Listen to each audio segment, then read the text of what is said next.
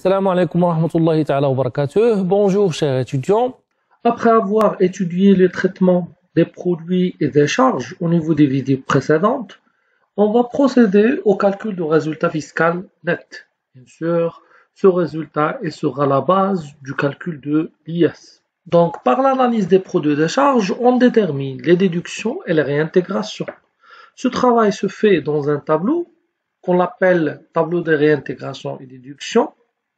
Et celui-ci, il est désigné par le plan comptable général marocain par le tableau B12 de l'état des informations complémentaires, appelé passage du résultat net comptable au résultat net fiscal. Je fais un petit rappel sur la détermination des déductions et des réintégrations. On va les déterminer sur les éléments du CPC. Pour cela, je vous conseille de poser 3 questions afin de bien préciser pour chaque opération donnée ce qu'on doit faire. Est-ce que c'est rien à signaler? Au niveau des produits, ça veut dire que c'est un produit imposable. Pour les charges, c'est une charge déductible, ou bien à réintégrer, ou bien à déduire. Donc, pour chaque élément donné au niveau des exercices, on pose ces 3 questions. La première question, est-ce que c'est un produit ou bien c'est une charge? Déjà, pour la plupart des exercices, il vous détermine ces éléments. Ça veut dire qu'au niveau des opérations, il vous dit que parmi les produits, parmi les charges. On trouve aussi dans les comptes des produits, dans les comptes des charges. Ça veut dire qu'au niveau de l'exercice, c'est déjà distingué entre un produit et une charge. Sinon, on doit le comprendre de l'opération. Bien sûr, lorsqu'on trouve vente de marchandises, donc c'est un produit. Achat de marchandises, c'est une charge. Aussi, lorsqu'on trouve marchandises livrées, on sait bien que la livraison se fait ici par l'entreprise au niveau de la vente. Ça veut dire que c'est un produit. Marchandises reçues, donc l'entreprise, lorsqu'elle va recevoir des marchandises, c'est lors d'un achat, ça veut dire que c'est une charge. Donc si c'est un produit, la deuxième question qui sera posée par la suite, c'est est-ce qu'il est imposable ou bien non imposable? Selon les règles qu'on a déjà vues au niveau des traitements des produits. On a vu que les produits qui sont imposables et les produits qui ne sont pas imposables. Maintenant, si le produit est imposable, la troisième question qu'on doit poser, est-ce qu'il est comptabilisé ou non comptabilisé? Parce que là, ces 3 questions vont déterminer qu'est-ce que tu vas faire au niveau de l'opération. Bien sûr, on sait bien que l'opération, soit va être rien à signaler, soit elle va être à réintégrer, soit elle va être à déduire. Donc, comment savoir est-ce qu'elle est comptabilisée ou bien non comptabilisée? Lorsque vous trouvez dans les comptes des produits, parmi les produits, c'est déjà considéré qu'il est comptabilisé. S'il est non comptabilisé, qu'est-ce qu'on va trouver?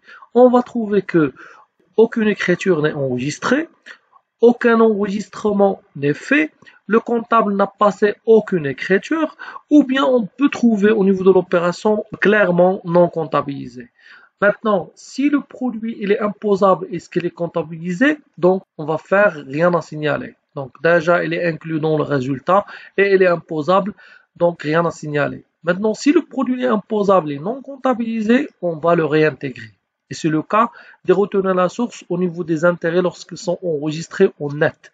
Donc, l'intérêt doit être enregistré en brut. Ça veut dire qu'un montant qui est imposable mais qu'il n'est pas comptabilisé, donc on a fait la réintégration de la retenue à la source. Maintenant, si le produit est non imposable, s'il est comptabilisé, donc on va faire à déduire.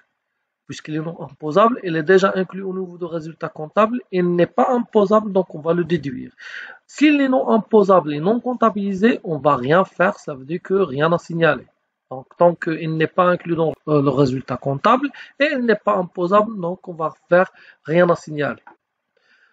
Si c'est une charge, donc la question suivante, est-ce que c'est une charge déductible ou bien une charge non déductible? Toujours selon les règles qu'on a déjà vues au niveau de traitement de la charge. Maintenant, si la charge elle est déductible, la troisième question toujours, c'est est-ce qu'elle est comptabilisée ou bien non comptabilisée? Si la charge déductible comptabilisée, on va faire rien à signaler. Et si la charge elle est déductible mais non comptabilisée, on va faire aussi rien à signaler parce qu'elle a perdu le droit de la déductibilité tant qu'on a vu que parmi les conditions de forme pour qu'une charge soit déductible, c'est la comptabilisation. Donc si la charge, normalement, elle est déductible et l'entreprise n'a pas passé cette charge au niveau de sa comptabilisée, il va perdre le droit de la déductibilité, on va faire rien à signaler. Pour les charges non déductibles, donc encore la troisième question, est-ce qu'ils sont comptabilisés ou bien non comptabilisés? Si la charge elle est non déductible comptabilisée, on va la réintégrer. Et si la charge non déductible mais n'est pas comptabilisée, on va faire rien à signaler. Voilà les décisions qu'on va prendre au niveau de chaque opération au niveau de CPC. Donc, et vous avez ce schéma qui peut vous aider à déterminer le tableau de réintégration-déduction.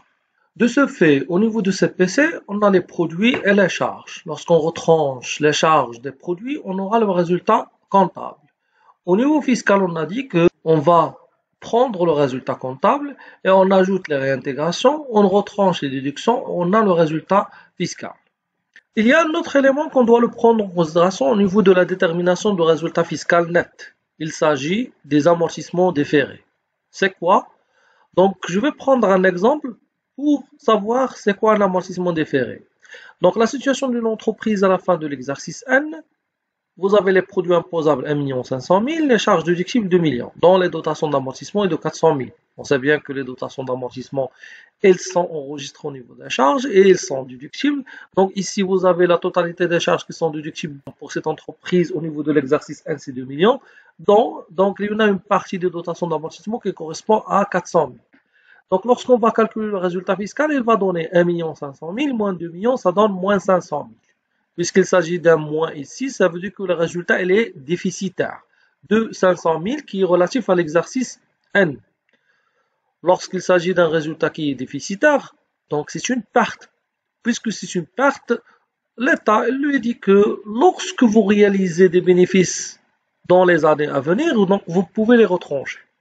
Maintenant, si l'entreprise n'a rien fait au niveau de cet exercice, ce déficit, il est appelé déficit sur exploitation, bien déficit hors amortissement. Donc maintenant, si l'entreprise, ils veulent différer l'amortissement. C'est quoi différer l'amortissement? Ça veut dire que, au lieu de le déduire au niveau de l'exercice N, il peut le déduire dans une année à venir. Donc là, on l'appelle l'amortissement déféré. Déféré au niveau de l'année de la déductibilité de cet amortissement. Donc, en cas de résultat déficitaire, l'entreprise il peut différer la déduction des dotations d'amortissement via le mécanisme de la réintégration. Ça veut dire qu'elle va prendre le montant des amortissements qu'il cherche à différer la déductibilité et elle va le réintégrer. Le fait de différer l'amortissement relève à la décision de l'entreprise. Ça veut dire que c'est l'entreprise qui va décider de différer l'amortissement et le montant à différer. Donc j'ai dit que si l'entreprise n'a pas pris cette décision de différer l'amortissement, elle est considérée comme hors exploitation. Et on va voir la différence au niveau des diapos prochains.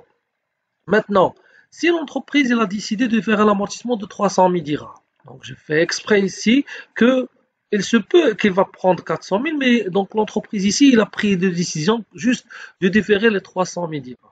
Donc qu'est-ce qu'on aura? On aura pour les réintégrations produits imposables, les déductions au niveau des charges déductibles de 2 millions, et on va différer l'amortissement de 300 000, ça veut dire qu'on va le réintégrer.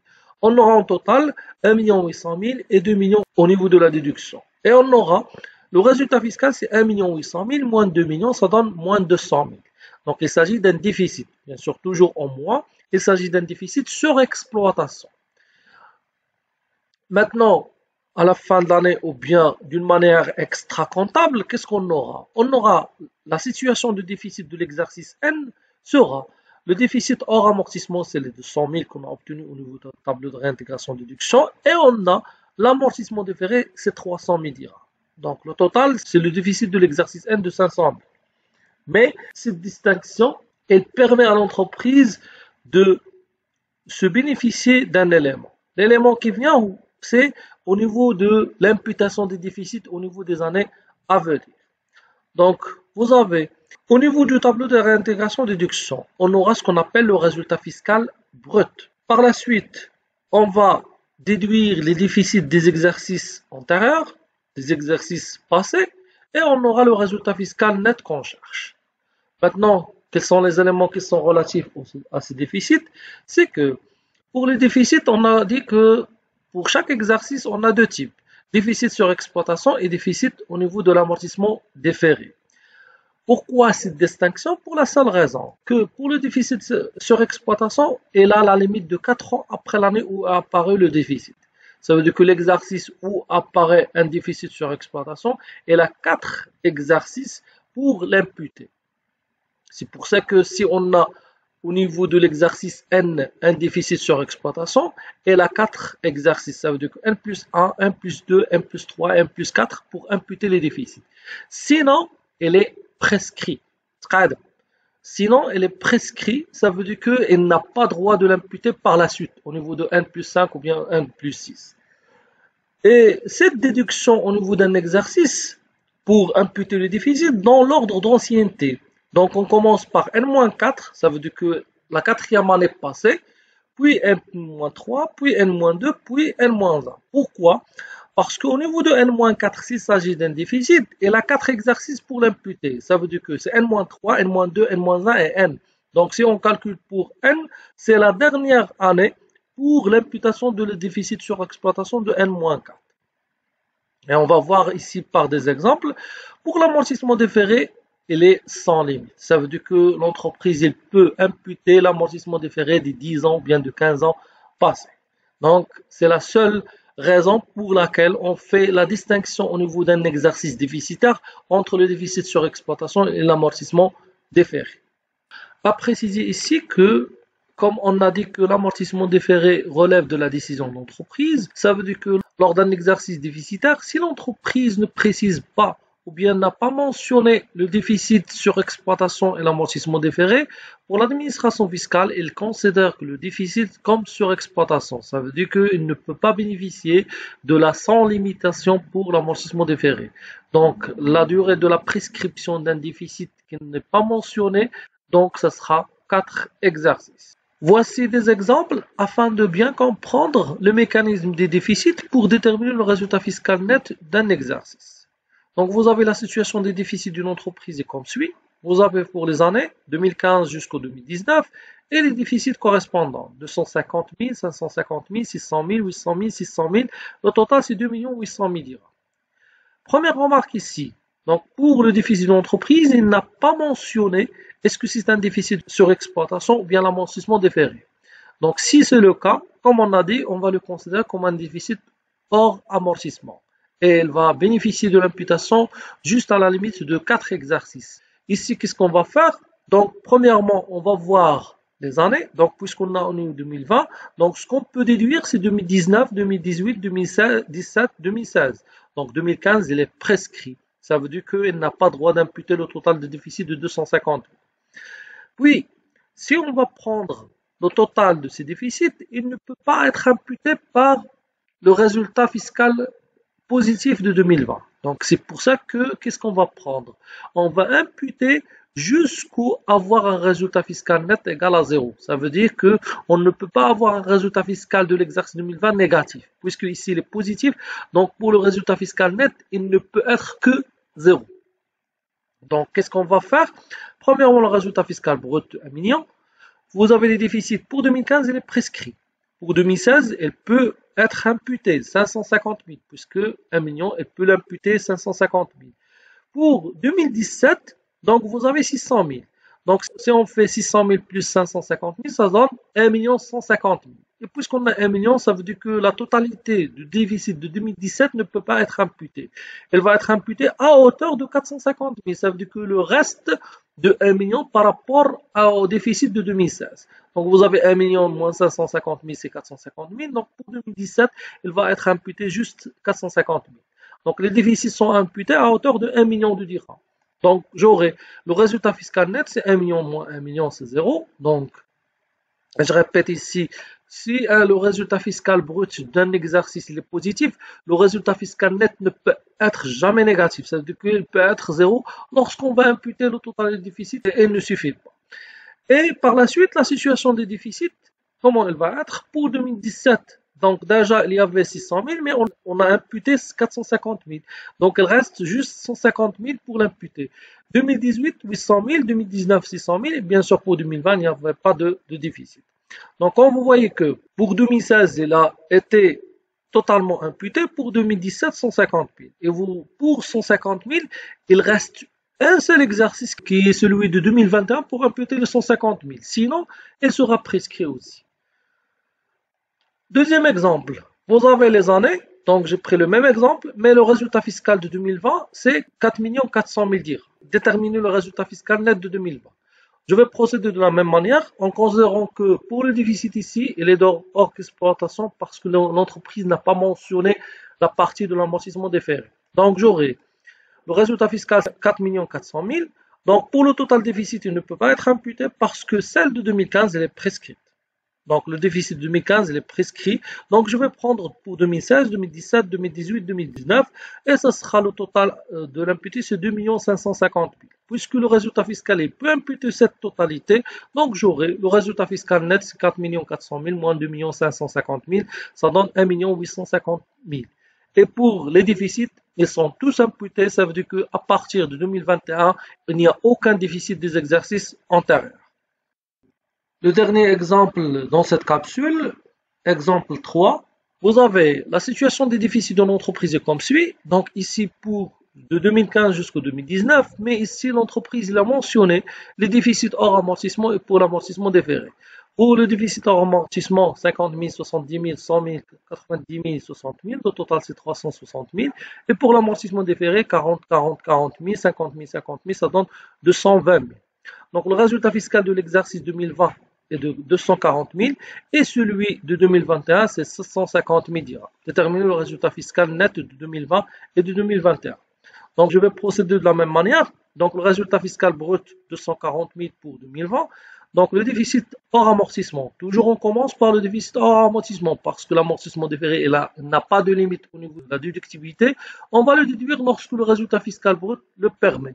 Sinon, on va commencer par le déficit hors amortissement et on va commencer par la 4e année passée. Ça veut dire, on va commencer par 2016 parce que 2015 elle est prescrite.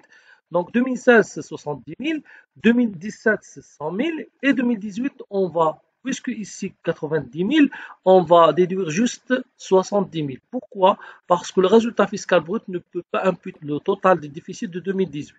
Donc j'aurai le déficit soit imputable à hauteur de 240 000 et j'aurai le résultat fiscal net de 2020, c'est 0. Puisque 240 000, il a servi à imputer le déficit de 2016, 2017, 2018 et pour 2018 à hauteur de 70 000.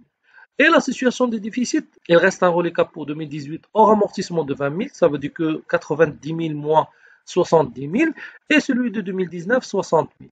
Et l'amortissement déféré, 220 000, puisque ici, il est sans limite au niveau des années, donc je peux prendre la totalité parce qu'il n'y a pas de prescription au niveau des exercices où on a cet amortissement déféré. Pour le résultat fiscal brut de 2021, vous avez 750 000. Donc, il peut servir à imputer le total des déficits. Donc, le déficit sur exploitation, vous avez 2018 20 000 et 2019 60 000, donc le total c'est 80 000. Il peut l'imputer. Et la totalité de l'amortissement déféré, 220 000, il peut être aussi imputé et j'aurai 750 000 moins 80 000 moins 220 000. Le résultat fiscal net de l'exercice 2021, ce sera 450 000. La prochaine capsule, Inch'Allah, on va commencer la liquidation de l'IS. Comme ça, cet exercice arrive à sa fin. J'espère que l'explication était utile et pertinente pour vous. À la séance prochaine, Inch'Allah. À bientôt. Fi ri'ayatillah.